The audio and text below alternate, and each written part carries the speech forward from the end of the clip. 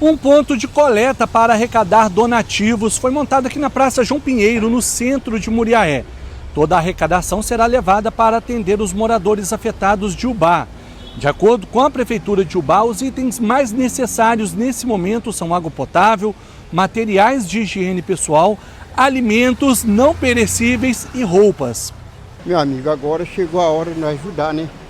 Teve uma coisa horrível, igual aquela coisa que está lá, né? Muita gente morta, né?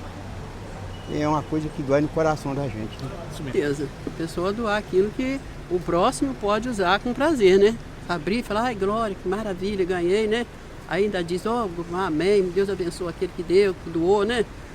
A carreta permanecerá aqui em Muriaé até às 16 horas e na quinta-feira estará novamente neste mesmo local. Portanto, você que ainda não ajudou, ainda dá tempo. Portal Muriaé, o nosso compromisso é com a verdade.